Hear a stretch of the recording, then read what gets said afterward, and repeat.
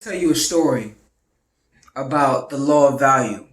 So at the time I was working at Milk Studios, right? I was a freelancer at Milk Studios, and I'd read about the law of value that you should not be asking, what can I have? What can I have? Can I have? You should be thinking about, what can I give to this situation? You should be thinking in terms of giving, in terms of service. That's how you receive, by first giving. So I'm working at Milk Studios, right? And I just read about this law of value and about how you should give. And I'm on the elevator and in steps Mazdak Razi. And now if you don't know Razi is the creator of Milk Studios, right? So effectively he's a millionaire. And so of course, I'm on this elevator and across from me is a millionaire. And in this moment, I'm like, yo, I want to be connected to this man. I want to know this man. I want to hear his thoughts. I want to connect to this man because I aspire to be a millionaire myself. So in that moment, I realized, okay, then I have to give him something. What can I give a millionaire? Oh man, damn. I'm like, yo, I have no idea what to give this man. And this is a spur of the moment. And I'm thinking like, okay, what can I give him? What can I give him? And I go into my mind, what can I give? And for me, and as you can see, I read a lot of books. So, in my mind, I was like, I can give him a book recommendation. Let me give him a book recommendation. And so I asked him, I said, what's the last book you read? And he looked up, kind of just almost seeing me for the first time. And maybe it's a question he really doesn't get like that. And he's just looking at me. And he's like, I haven't read in a while. He kind of admitted to me it had been a while since he had read a book. And I said, and I looked at him and said, you should read The Alchemist. You should read The Alchemist. I think you would enjoy The Alchemist. And I always recommend people who are not really readers The Alchemist because The Alchemist is a nice, succinct read. It's easy to read. They're definitely, I call it, it's almost like a spiritual massage because it's so easy to read. There are principles and spiritual laws that are within it that are told so simply and that are incorporated so seamlessly into the story that by the time you finish the story, you feel like you've learned something and you can look at your own journey and be like, wow, yes, this is my personal journey. This is my journey throughout self and learning myself and sharing the principles of my journey with others. And so I call it a spiritualistic yoga. That's what the book The Alchemist is. But anyway, I recommended it to me. He was like, you know what? I've heard about that book. I'll look into that. And I was like, okay, cool. He's like, what's your name? And I told him, I was like, my name's Rah. He was like, yo, Rah, nice to meet you. He was like, you work in the equipment technician. I was like, yeah, I work with them. He was like, okay, EQ, right? So here's what I learned about that story though. After that, every time he's seen me, and remember, this is the president of Milk Studios. This is a man whose time is valuable. This is a millionaire at the same time, like I stated before.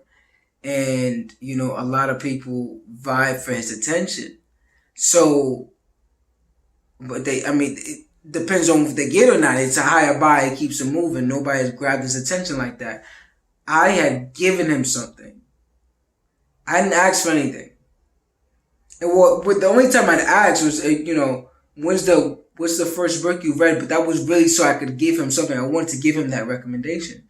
And so every time he seen me after that, he made a point to, say something. Or if I said something, I'd be like, yo, did you read the book? And at that, when I said something to him next time, he was like, yo, I did read a book on, and he was talking about Portuguese recipes. And we stopped and we had a conversation and we had a connection. I just seemed a regular person. I was a regular person. We were just having a conversation. And everybody in EQ was, quote unquote, jealous. Even my supervisors were jealous because they were watching me. They were like, I come back into the room. Hey, I see you know Rossi. I was like, yeah, man. Yo, he's a cool dude. He was like, yeah, he is. How do you know that? Very very satisfying moment. Because it was just I had used what I learned. I used giving to become connected to this man, and it showed me an invaluable. I tell you that story because what you need to do in your own life is seek to add value. That is how you receive, but not even in the intent to receive. Just give. Add value. See, to you know what? Because when you add value, when you think of adding value, I'm just a person that adds value. It's not just adding value to people. You add value to any environment you go into.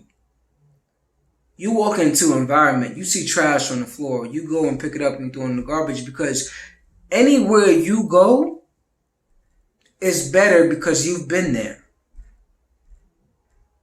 That needs to be your mindset.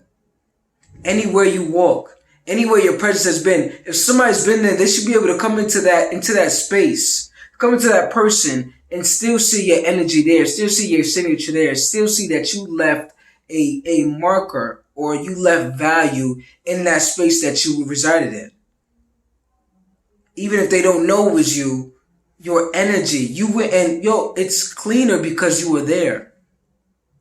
Think about that. It's cleaner because you were there. It's more successful because you were there. It's more enlightened because you were there. It's more serene because you were there. It's more thoughtful because you were there. It's stronger because you were there. Because you came in there, you gave and you added value and you added your energy, you added your vibration, you added your ideas, you gave a recommendation, you gave a point of connection. Seek to add value, and the amount that you receive in your life will surprise you because what you receive is not always money. It's usually one of the most important things that you can receive, which is social capital. People want to be around people who add value. You guys may not be on the same page, but they may invite you over their closest friend to a party because they know when you come there, you're actually speaking sense and you're adding value to people, when you're edifying people, when you're affirming people, and you have these different stories and these different experiences of you giving and then there being a corresponding story with that, an experience with that. It's a beautiful thing. It really is. We have to understand that richness is not just in money. Richness is in soul. That's what the true riches is. So seek to be a person of value. And when you seek to add value, value is all that adds to you. On to you. Be valuable. Peace. This is Reverend Rah.